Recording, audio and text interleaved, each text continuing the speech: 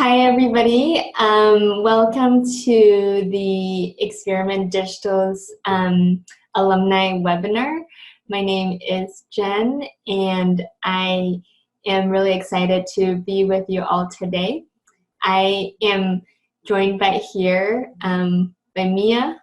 and Rawa, who are our panelists for today. And so if I can just ask the both of them to just turn on their videos and just say a quick hello. Hi, nice to meet you all. I'm very excited about this. And yeah, I'm a Dial-Up alumna from 2017. And yeah, I'm really excited. Hello, everyone. My name is Rawa. I don't know if you hear me. I can hear you. Me? Yeah. So my name is Rawa Abdurrahman, and I'm a 2017 Dial-Up alumnus, and I live in Suleymania, a city in north of Iraq. Awesome, thank you. So this is my first time using Zoom webinar, and so I am going to test out a really quick function with all of you right now with a poll. So I'm going to send you a quick question, and it should show up on your screen asking if you can hear us and if you can see us. So I'm going to launch the poll now and see what happens.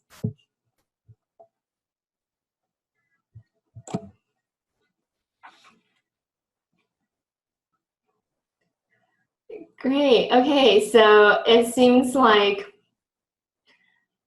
99% of you can hear us and see us. So that is amazing. I see one person who said you cannot hear us. So what you can do is please private message me, and we'll troubleshoot that way. So if you can private message me, if you cannot see or hear us, private message me, Jennifer Chen, on the Zoom, and then we'll troubleshoot that way. So we're gonna get started. Awesome that y'all can almost hear us, all of you. But this is the first webinar of the program. So excited to be here. This is the second week of the program. Y'all just finished first week of module 1, and we're well into the second week. And really excited to have 2 alumni today to talk to you about your projects. I wanted to go through a quick agenda for today and just some housekeeping. First is that while you do see me here, I want to just remind you that this is a really big team of staff who are working on the program, and so a quick shout out to all the facilitators who are either online right now or will be watching this later. All the facilitators that you get to know through your neighborhoods, who you get to work with on a daily basis. I'm really jealous because I don't get to do that, but I want to shout out to them and all the conversations that you've been having in those channels. And I've been seeing just a lot of conversations happening. So I really want to just give a quick shout out to them and the big team that is kind of running this program all together with you. Some housekeeping is that today's meeting is recorded. You will not be kind of sharing your videos or anything, so I just want to let you know that the content of the presentation, including our panelists and the PowerPoint, will be recorded in the format of a video, because we'll be sharing this recording with those who cannot attend today, but are required to watch this webinar as part of their checkouts. So I just wanted to make that note about the recording. If you do have any concerns about the recording, please message me on Slack afterwards, and we can work that out. So if there's something that does come up in the recording that you want me to remove because of any reasons, please message me afterwards, and I want to make that opportunity kind of open to all of you. The second is that, as you've noticed, there is a chat space going on. You are welcome to type in things in that chat space as it's relevant to the conversation today. But I did want you to know that at the bottom of the screen, I don't know if you're on a laptop or on your phone right now, but there is a choice to do a Q&A. So if you click on that, you're able to submit a question to us. And so as Mia and Rawa presents later today, you may have questions. I ask that you submit your questions through the Q&A button by typing in your question and submitting it to us. That way, I know there may be a lot of conversations happening in the chat, but if you submit your question through the Q&A, I'll be sure to ask our panelists to answer them afterwards. So just making sure that you will be doing that through the Q&A button. Lastly, I just want to give a quick context to today's webinar. So in the first week of the program, I got thousands of Slack messages, but in the first week of the program, it was so exciting to see people from all the different countries, but even within each country, all the different cities and provinces and states sharing about your kind of what is polite to do, what is not polite to do, some of your norms, and I know some neighborhoods have already started a lot of photo sharing. So the first week really trying to get you into this online space and make that space you and your neighborhoods. In the second week, if you have already started, you'll notice that we're starting a little bit into the projects that you will be doing as part of this program. So during every module in the second week, you'll be working a little bit on your projects. And so we're starting out really big right now with kind of choosing a topic that you want to explore and then narrowing it down. And then by the end of this program, we want you to take away with an action plan that you can then use to implement in your communities. So we'll be working with you every step along the way. But I wanted to bring two alumni into the space today to share with you kind of what they worked on after their participation in the program in 2017. To give you kind of a context into the types of issues that we're dealing with, and also kind of the scale and the scope of the projects that you could be considering. And keeping in mind that everyone is in a different context right now, and so this may or may not be exactly applicable to where you currently live.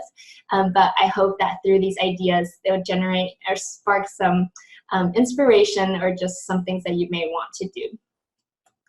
So that is our introduction. Going through the agenda, I'll invite Mia and Rawa to then join in the panel, and we'll just do some quick questions to talk about their projects. And then we'll move into a Q&A as you submit your questions through the Q&A button. And then last but not least, we'll have a space for a group brainstorm. So we'll facilitate a conversation on the chat. And then if there is time, we may be able to allow you to kind of turn on your video and your audio and also share that out. So it'd just be more on like a ad hoc or spontaneous or see how we do basis, see how we do with this webinar. And I thank you all for your patience as we test out Zoom webinar and to help each other out as well in the chat. So if there's someone with a question and you know the answer, please feel free as part of the TED community to help each other. So I'm going to get started, and as we go through, I'll start answering maybe some technical questions in the Q&A. So I'm going to move into the panel discussion. So inviting Mia and Rawa to, oh, you both are already on. Okay, perfect. So moving into some introductions. So Mia, I know you kind of talked a little bit about yourself. Can you just tell us maybe who you are and when you participated in dial-up or previously dial-up, currently TED? Okay, yeah, so I'm Mia Lazar. I'm 17 years old. I'm a high school senior in Blacksburg, Virginia, which is it's in the United States. It's kind of in the Southwest. There's a lot of mountains. And I did dial-up in 2017. I was in Ibrahim's neighborhood, so shout out to the Ibrahim's neighborhood this time. So where I live, there's a lot of mountains and trees and cows, and you can kind of see it in the picture on the screen. And I'm also really interested in filmmaking. So nice to meet you. Awesome. And Rawa? So, hi everyone, my name is Rawa Abdurrahman. I'm 19 years old. I'm a first stage university student in the College of Medicine in Suleymania. About my city is Suleymaniye in northern Iraq, which is known as the city of culture. And it's also popular for its high mountains that surround the entire city. And also our people, we are Kurds in nationality, and our people are known for their hospitality and our great delicious Kurdish food. Awesome. Roa, I don't know if you're following Experiment Digital on Instagram right now, but this week we're doing a food share out. So I am getting a lot of food photos from all the... I think the Kurds have a lot of food to share. The food culture? Yeah. I am getting 20 dolma pictures every single day, so... Great. So maybe moving back to Mia, I'd love to maybe delve directly into the project. So maybe just very briefly, like, what is your project? After dial-up, what did you do? So as I mentioned, I'm really interested in filmmaking. And so my project is called the Film Shakers Festival. It's creating a film festival for people in Virginia and also in the United States to talk about anti-bigotry and peace building. The festival is going to take place in Charlottesville, and it's part in Charlottesville partly because of the racist protests that were in the Charlottesville community in 2017. And so it's going to happen. The festival is going to be open for all high school students to submit their films and kind of showcase their work and hopefully start a dialogue between the filmmakers and also in the Charlottesville community. So it's going to happen on October 5th, 2019, if anyone is in Virginia and would like to come. I was just going to say that if you are in the region, doing a little bit of a promotion here, if you're in the United States and you're in this DMV area, to go to the Film Shakers Festival, and I love to go there myself as well. And so maybe we can have a mini TED meetup at this venue. But that's awesome. Yeah, thanks for sharing. I think I know you mentioned previously that you're interested in film and video recording, and so taking that into making it into a project. So I just want to maybe continue on that a little bit, because since you brought it up, like, what is that issue that you're trying to address through this film festival? So it's a really big, broad issue. Like, I'm talking about anti-bigotry and peace building. And so it's kind of, for a film festival, it's partly broad so that the filmmakers will have some liberty to share what they're passionate about and hopefully spread ideas. And yeah, I think it just kind of started a dialogue. And so for this big issue, it's like there's not one solution or anything, but I think that talking about it more and spreading awareness, like through film, could make a difference. Great, awesome. Roa, coming back to you, maybe briefly describe kind of what your project is, and kind of what issue does that help address in your community? So in the beginning, I and some of my friends decided to found a group, which is a non-governmental group, which is called RANK, which aim is to better education in our country, and more specifically in our city. And our first project was about environmental education, and more specifically about recycling, because recycling has never been done in such a scale in Suli. So we wanted to be the first to do that, and also to start in our university. Great. Can you tell me a little bit about kind of the recycling problem in Suleymaniye? What are the issues that you're seeing in the community that led you to create this project? Actually, we had a lot of educational problems, and one of the biggest ones was the environmental problem, and also recycling, because it has never been done before. And when it has been done, it hadn't been successful, because many other people tried to do such a project, but without spreading awareness. They started just by putting recycling bins without giving people the awareness they need to have to implement recycling in our city. But we started in our university using some fund we got from ILAB mini grant, and bought from that nearly 40 recycling bins, which we put in our university and also the dormitories around our university. And in the first month in our project, we were able to collect nearly 8,300 bottles, plastic bottles, which is approximately 100 kilograms. And we sell these plastic bottles to a company which recycles them and gives us some money for the plastic. And we try to use that money in charity work and also to spread more awareness about the project. Mm-hmm.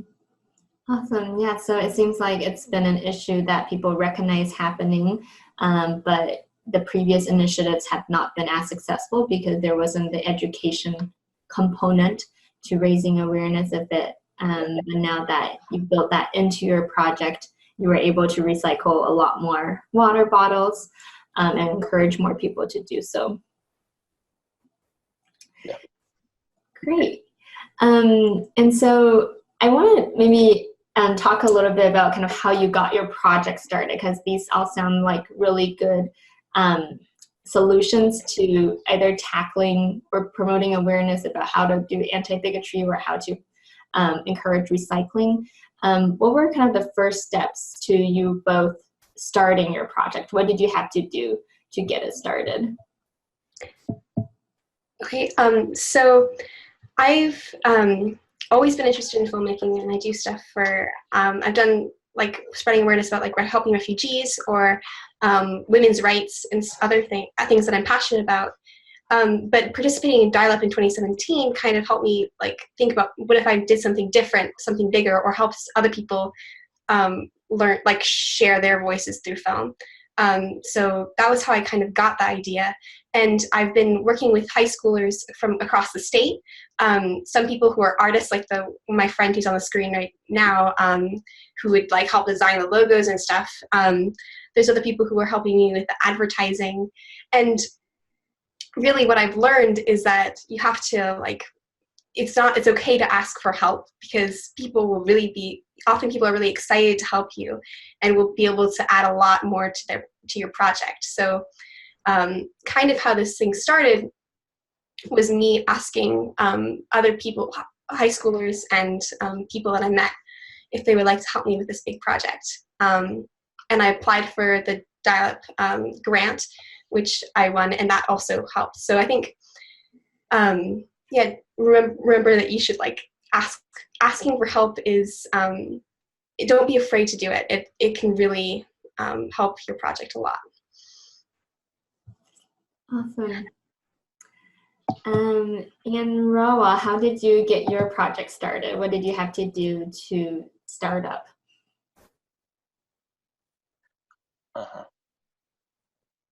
In the beginning, we planned to start in the public places. That was a little bit difficult for us because it is very difficult to educate people from their homes. But the university was a place where we could have more effect on the people there by using social media, by organizing campaigns, by making some videos that would explain to the students how they could participate in our project. For example, we made a 5-minute video about all the trash and where it goes and how does it affect us and how we could fix the problem, and also how we could better the environmental conditions in our city. And for that, we needed fund in the beginning. The most difficult part was to find some fund, because there were not many people who would help us. So after cooperating with some other ILUP alumni from 2018, we were able to get the ILUP mini grant, which was to buy the recycling bins and also to make the video that we need for the project. Great. And so just maybe some quick context for those who don't know, ILUP is the Iraqi Young Leaders Exchange Program, which is also a World Learning Exchange Program where we bring Iraqi students to the United States every summer, and the alumni of that program have in the past worked really closely with the alumni of the Experiment Digital or the Digital Young Leaders Exchange Program. Same thing, I keep using two names, but alumni have worked together in the past and are on different projects. Great, thanks for sharing about kind of the startup and also some challenges. Do you want to tell us kind of what is happening in this photo? That's the first time do you mean the one of the bottles or the one we're standing there with the other staff members? You're standing there, the three of you. That's the part. This place is called Tanjiro. It's a place near our city where all the trash and plastic goes. So we are having a photo shooting and also capturing a video to introduce our project in the university. And it was a very successful video, and nearly 57 people have seen this video, and it had a lot of impact in our university. And we try to show this video in the lectures of most of the college in our university. Mm-hmm. Great. Yeah, so it seems like kind of your project is two parts. There is the recycling component, but you identify kind of a root cause of it is that people are not aware of the issue. And so you also built in that video component to educate people about the problem so that they would actually recycle when they see the recycling bins. And that was the most effective way, because organizing seminars for every college was very difficult. But having a 5-minute video and telling the teachers to present it in their lectures was much easier. Mm-hmm. Great. Mia, calling you back up, can you talk a little bit about kind of the opportunities and the challenges that you faced when implementing your project? And I know you're still in the process of it. Yeah, so with the picture that you can see right now on the screen is a man with a business card. That was part of one of the hardest things about this project was getting the word out. But the cool thing was, for this business card, we handed it out to somebody, and then one of our other friends found one of the business cards for the project. Like, we kind of indirectly from somebody else telling them about a project that related to us. So it was kind of like showing how if you spread the word, sometimes it can make an impact and kind of have like ripple effects. And so some of the opportunities I contacted lots of the people who do filmmaking. There's a film kind of school in Charlottesville that I'm going to have the venue at. So I think those opportunities came to me partly because I was made a list of all the things that we would need, like a venue, the different, like all the materials, kind of like a budget.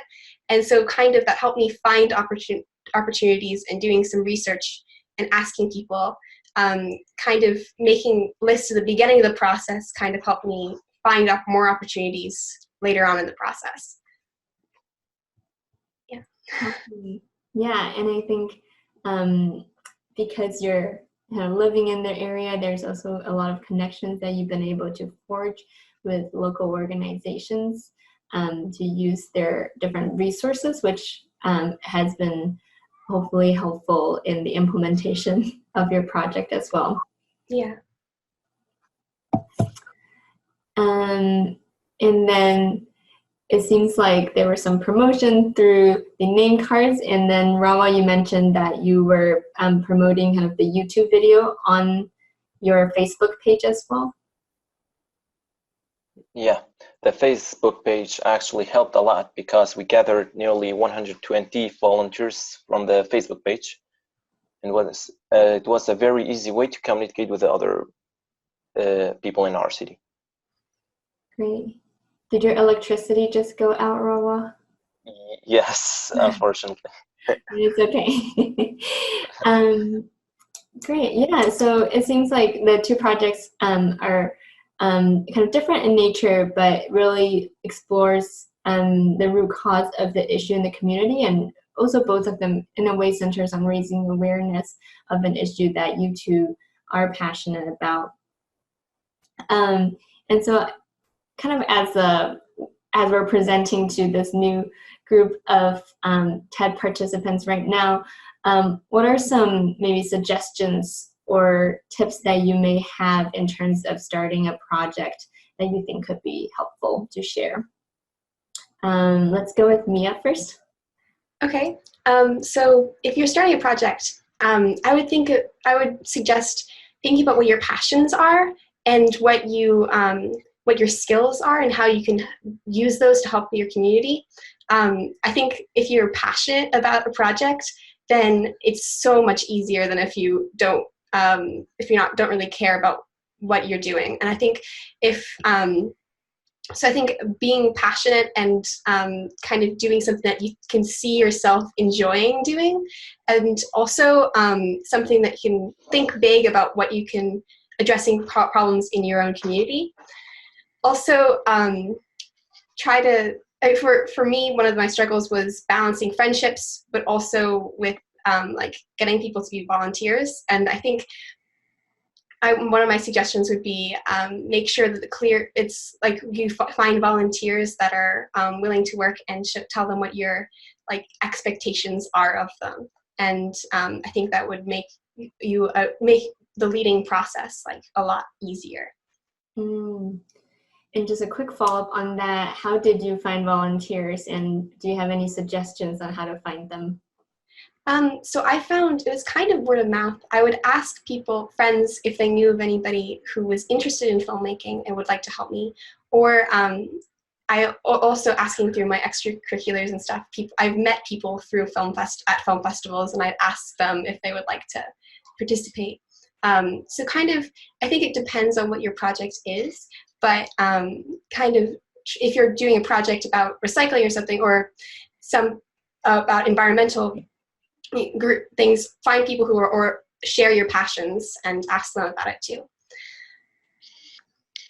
Great. And just a note on that, I think as we move into TED, we will have opportunities where you will get to talk with people just in your country groups. And so you don't have to do the project alone, kind of like what Mia said, that you can find people within the TED community to do a project with you, especially since we have so many participants in all the countries this year, that I think by nature of that, there will be someone kind of hopefully in the vicinity of where you are. So I really encourage you to also utilize that network as it is. Roa, any tips or suggestions for participants implementing projects? Yeah, actually, I advise them to get as much experience from this program as possible, and to follow the criteria and all the stuff, and to develop their SMART goals. But after finishing the program, they should cooperate and try to contact the other participant, even if not from this program or from this year. They could contact the previous Dial-Up alumni or the ILUP alumni, so they could benefit, because I benefited from this network, and so they could do that too, because there are many passionate and experienced people, and they could benefit a lot from the different experiences and all the other things that they could get from them. Mm-hmm. Yeah, that's a really good point too. And I know there's some questions that are coming in. I'm happy to talk more about funding later. But the Alumni Network is a really big one. Once you complete the program by submitting 6 checkouts, once you complete the program, you'll be added to an alumni group of not just the TED community, but all learning alumni community.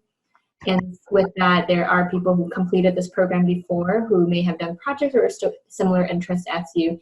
And so there's a lot of networks that we can build through there to help you implement your project. And actually today, or just 2 days ago, a 2017 alumni sent me a message asking about how to do this project. And it was the exact same idea that someone did 2 years ago. And so I just connected them, and they're now talking about how to implement something. So there's a lot of value in that. Yeah. So I want to kind of wrap up from our panelists. So I wanted to see if there was anything else that either of you wanted to add about your projects or anything related to it before we move into question and answer.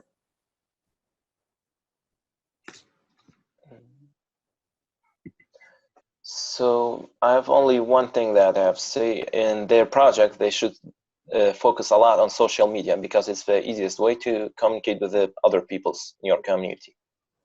It's easier than any other way. Yeah, I agree with that a lot. I think that social media and also the power of like the word of mouth is also really incredible too. And I found a lot of people who are willing to buy like extended, like somebody told somebody to tell somebody. And I think that is also really powerful. So I think that you should try all different kinds, whether of like mediums, whether it's email or Facebook or Instagram, or there's lots of different ways you can get the word out and see which ones you're most comfortable with, but also try lots of different ones. Awesome.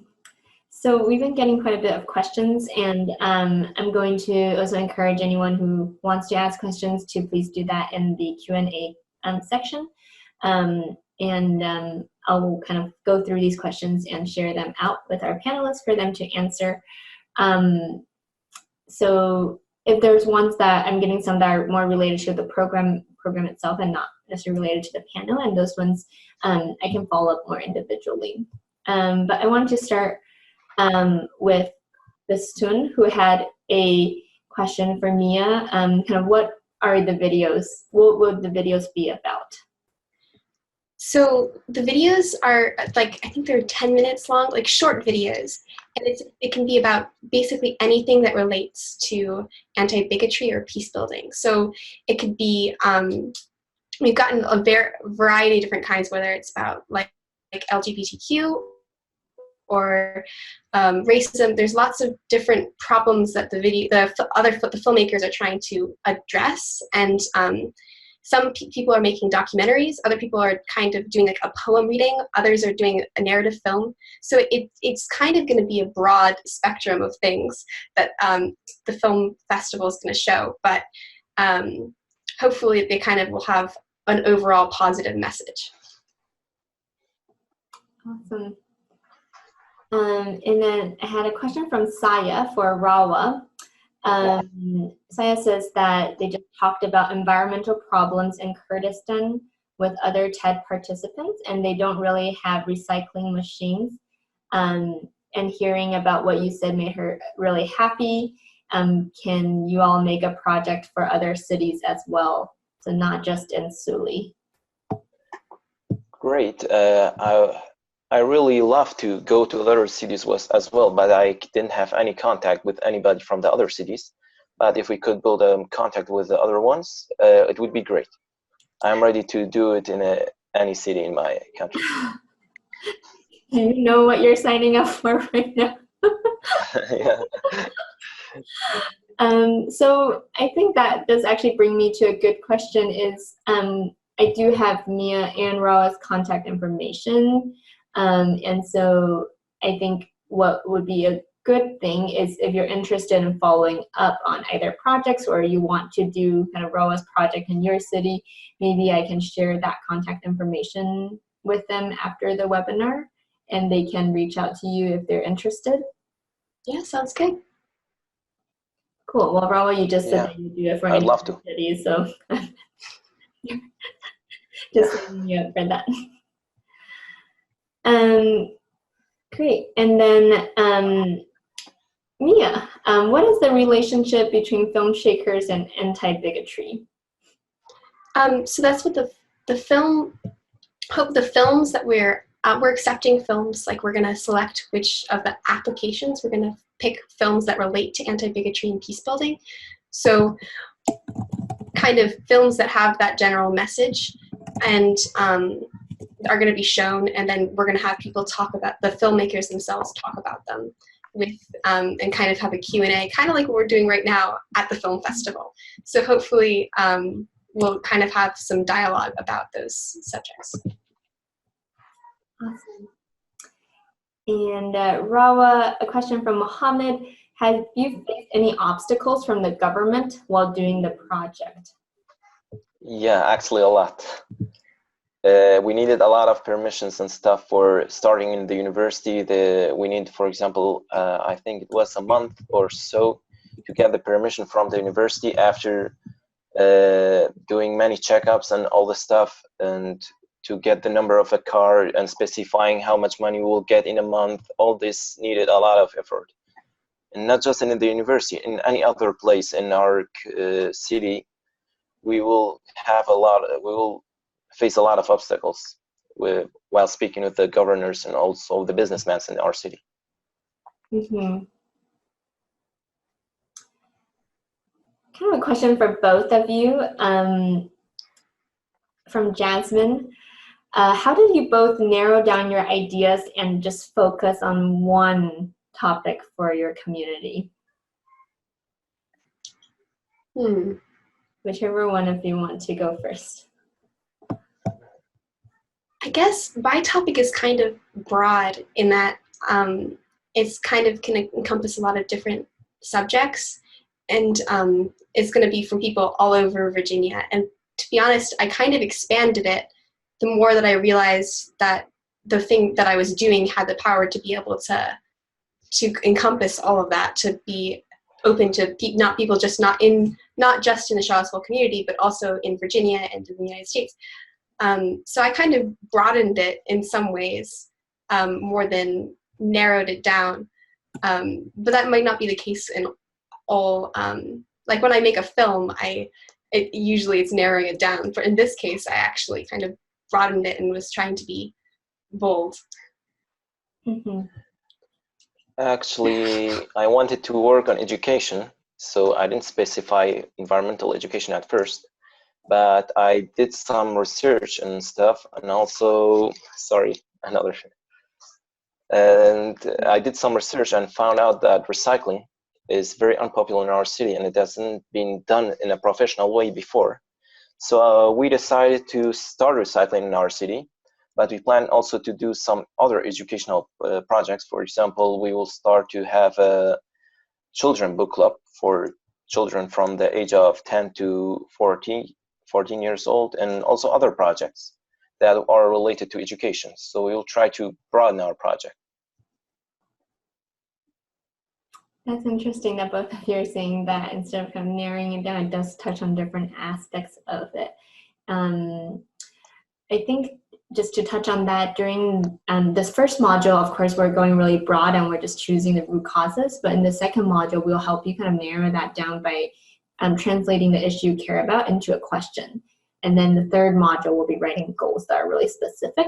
And so I'm hoping that in the process of this program, you're not doing this alone.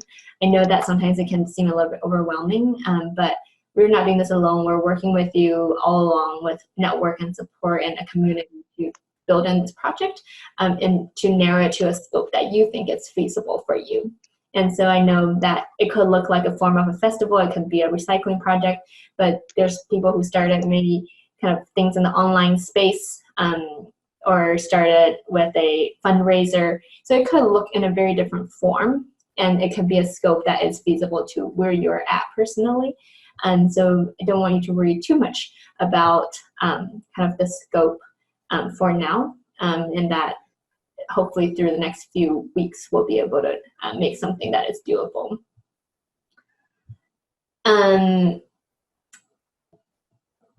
Going through the questions, there are some questions that are more program related, so I'll touch on that in a little bit.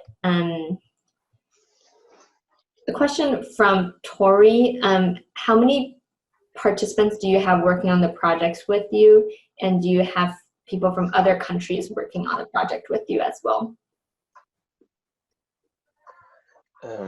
Should I start? Actually, we are 5 staff members currently, but we have a lot of volunteers who are coming to our projects when we announce them. Like I mentioned before, nearly 120 volunteers. All of them are from our city, from Soli. And actually, we didn't get the chance to contact people from outside of our city, but we plan to. Mm-hmm. Great. And Mina? So I don't actually know how many volunteers I have, because there's a lot of people who are helping me at different levels, like saying I'll put in a lot more time, and other people are just kind of spreading the word more. So I would say there's like I have like a team of like 4 people who are working on it with me really closely. And then there are a lot of people who are like, yes, I'll help hand out flyers or stuff like that. I'm not working with anybody from any other country, but I've talked to people from other countries and also people that I met last year or 2 years ago in Dial-Up to help with the project, like bounce ideas, but I haven't, like the volunteers are mostly from the US for me. Mm-hmm. Now I have some more specific questions. So Kamal is asking Mia, is this the first edition of the Film Shaker Festival, and what do you want to do next year for your project? So this is the first one. I'm going to see how well it goes, but I want it to be a continuing project. So I've been trying to talk to people who, and different programs to see if they would be willing to help sponsor and keep the project going, and also talking to people about who would want to help like continue the project afterwards. So part of the sustainability thing is I'm going to try to get people's feedback on how well the festival went so that I can improve it in future years. So hopefully in later years, the Film Shaker Festival will be even better and more smooth going and everything, but we're not there yet. Mm-hmm. Yeah, that's a really good question to be thinking about sustainability, because you're putting so much resource into this first year, and so how can we take advantage of all the people who are attending this festival to then help you make it more sustainable in the next few years. Brooklyn has a question for Rawa. Have you thought about promoting the reuse of water bottles, or reusing water bottles instead of, I guess, like recycling them each time? No, actually, because like I said, recycling is very, very new in our city. So there are not a lot of people who could help you or give you ideas about reusing, but we would welcome any new idea about reusing the plastic. But we actually work on reducing.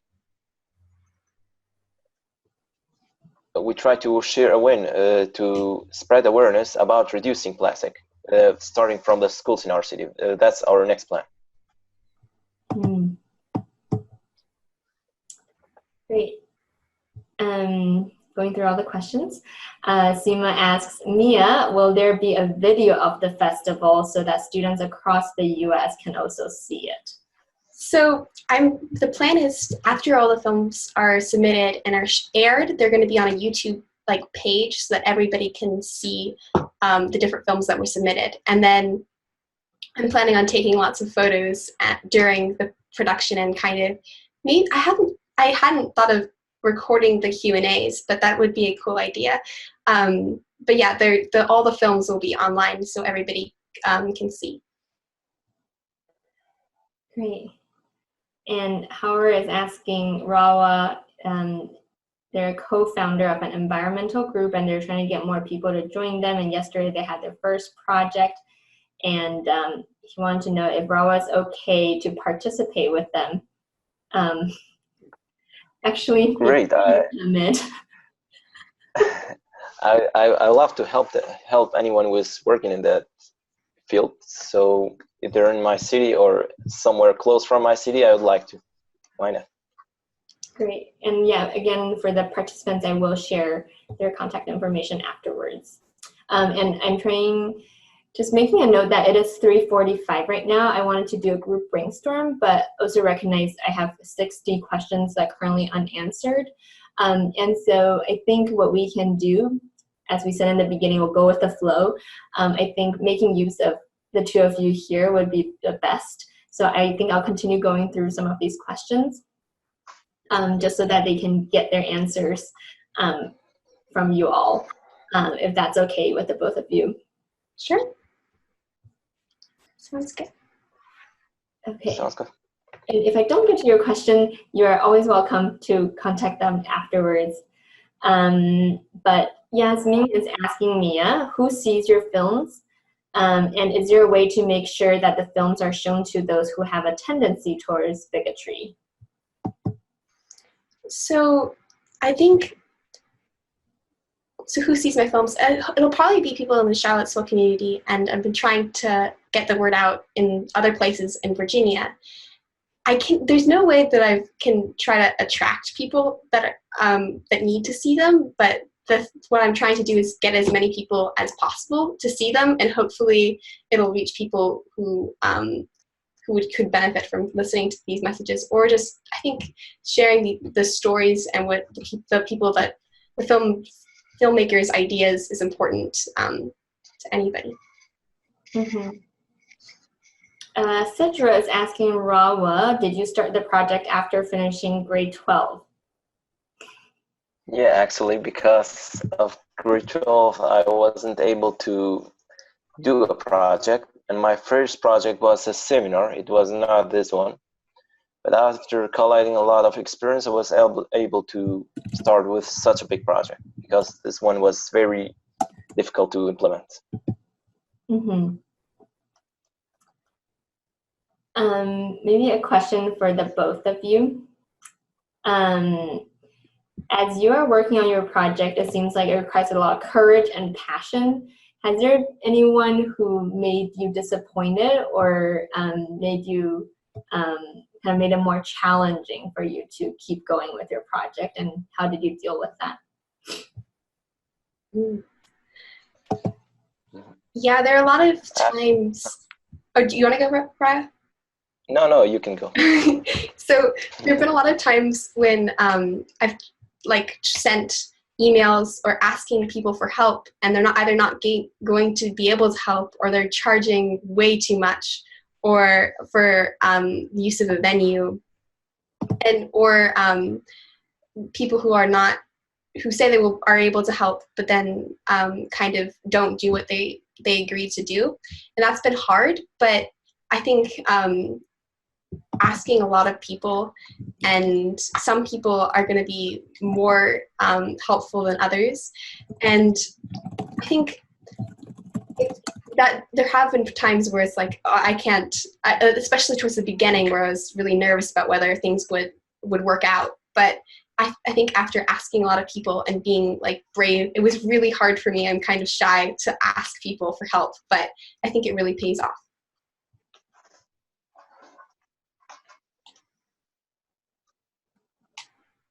So about the question, actually my project is becoming challenging day by day, because it's a project that's a long term, and it might be very big in the future. So I try, because as much as I try to make the project bigger, I have to face many more governors, many more people who try to use the project in their favors, or try to steal the idea for example, economical benefits or some things like this. So, and actually, but the great part is that we had some competition in our city now. Some other people benefited from our idea and started also their own environmental projects, which made us for us much easier to communicate with them and also to cooperate with them.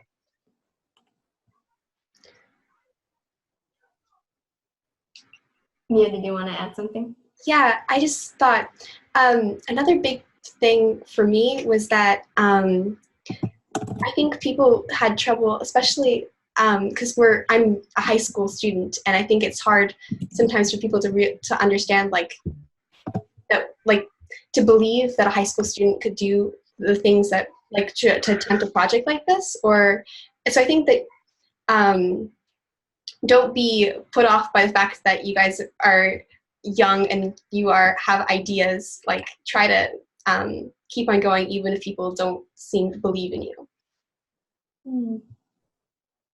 Yeah, that's a really good point. Rawa, what company did you sell the plastic to? Actually, I think it's called PET, but their center is called Gaziza, which they have also an art gallery with the company. they're a small company, but they're doing their job very well, and they're in the beginning of their job. So they have not a lot of experience, but like I mentioned before, they're doing their job very well. Mm-hmm. There's a lot of questions about help, like what has been the most helpful to starting your projects.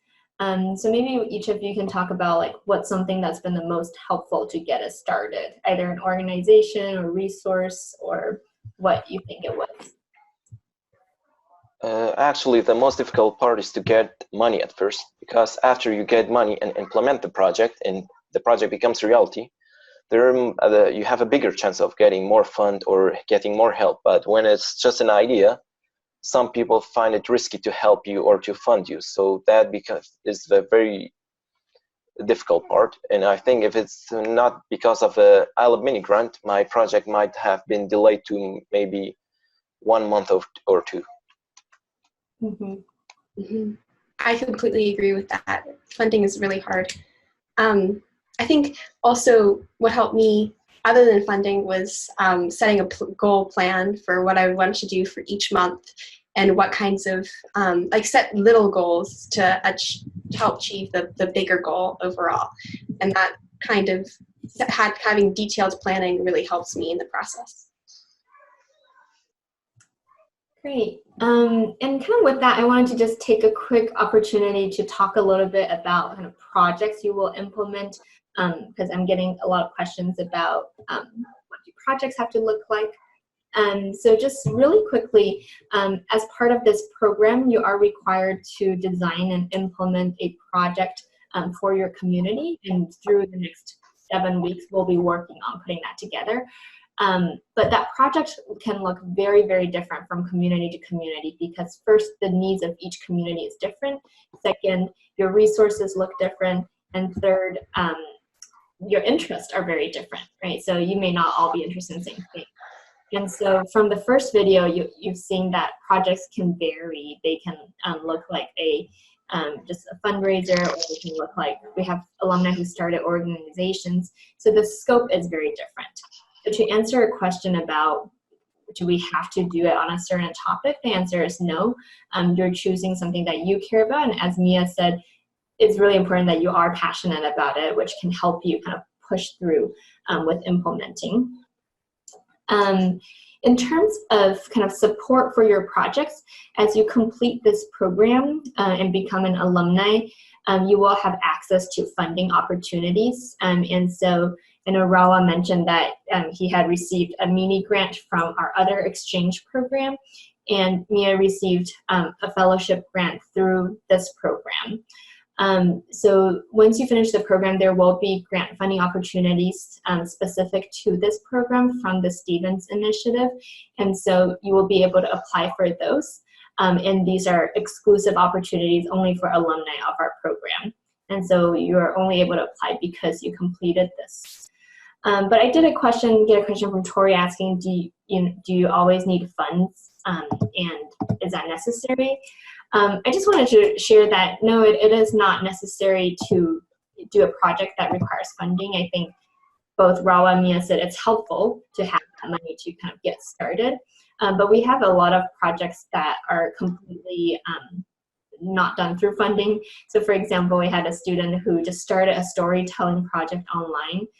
So he just had a website, and they're sharing videos of people dispelling misconceptions of people around the world. Or we had a student who actually worked together with a community organization to fundraise for money, so just doing fundraisers. We started dialogue groups, or students getting community members together to talk about things.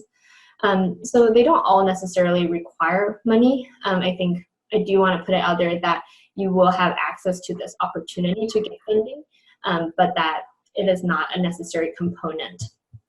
So I wanted to just share that really quick.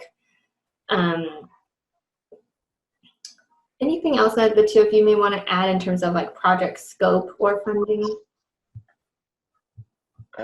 Actually, there's one thing I wanted to mention. You might have many ideas, but you will have one goal. For example, I wanted to better the education in my city, And I had many ideas for that, but a lot of them didn't succeed. And in the last and my last idea was this recycling project.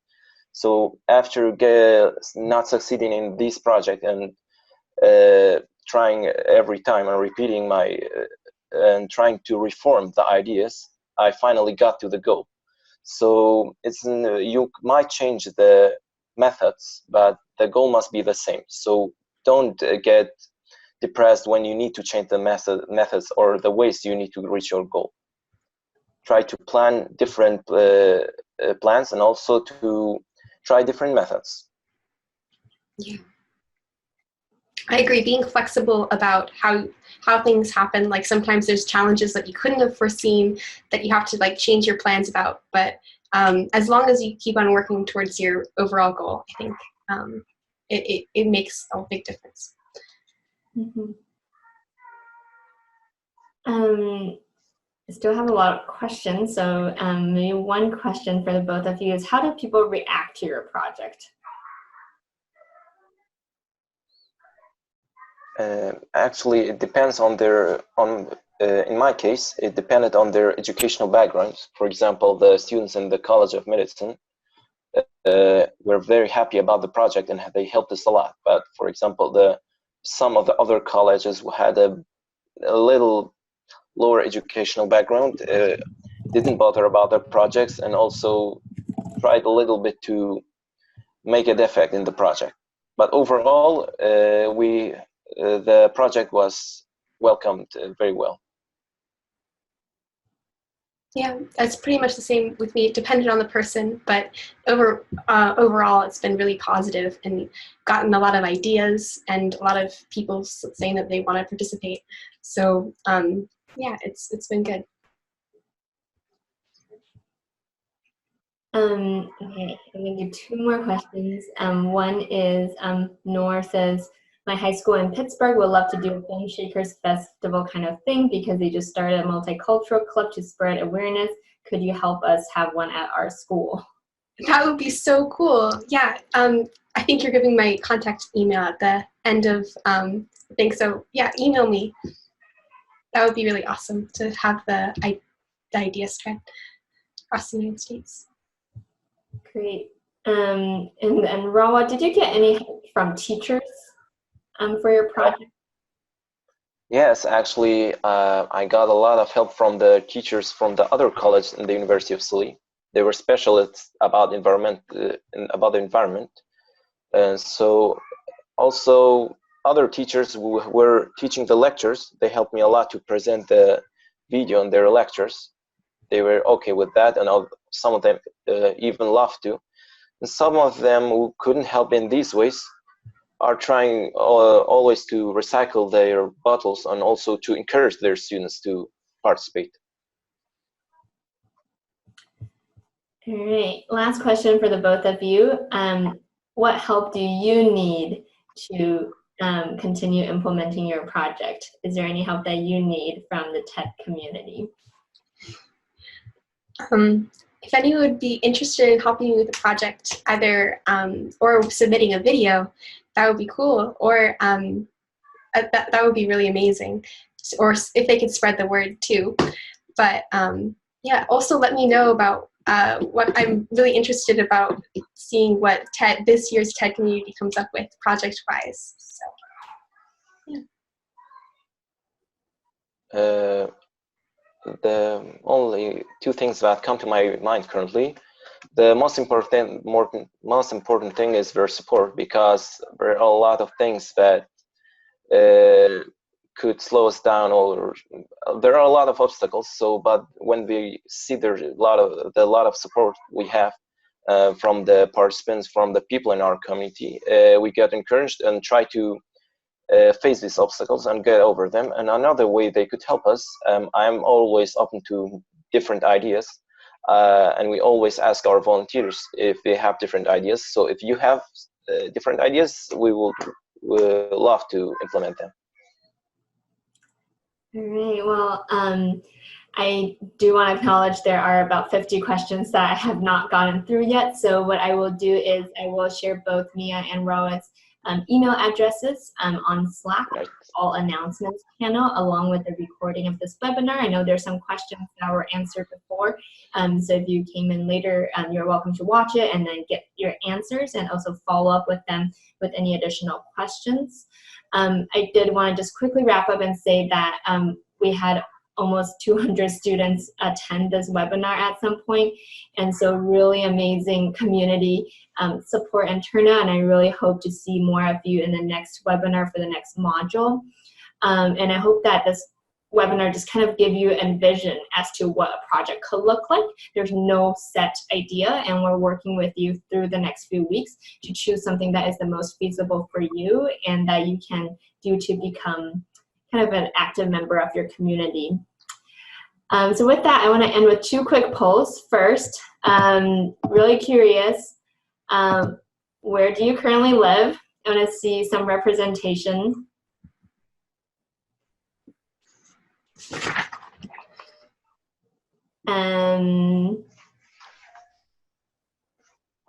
Awesome. So, oh my gosh. So there's a lot of you from, obviously, Iraq, and quite a few of you from the United States, some of you from Nigeria, and 5 participants from Yemen. Y'all are really repping Yemen, and I'm really glad to have you all on the call. And then last question, how are you feeling about TED so far? And please be honest, because it's anonymous, so my feelings won't be hurt if you choose not great. But it would be a little bit. Just kidding. Okay. I'm going to do a quick shout out to all the participants as we're wrapping up. And also want to give a big thank you to Mia and Rawa for joining us today. So quick thank you in the chat to the both of them, in that we hope that you found this webinar to be productive and helpful. And we hope to see you all in 2 weeks for our next webinar. Thank you all. I'm really honored to be with you tonight. Thanks. Me too.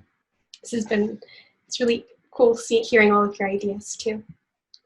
All right, thank you all. I'm going to end the meeting now and talk to you soon. Bye. Bye. Bye.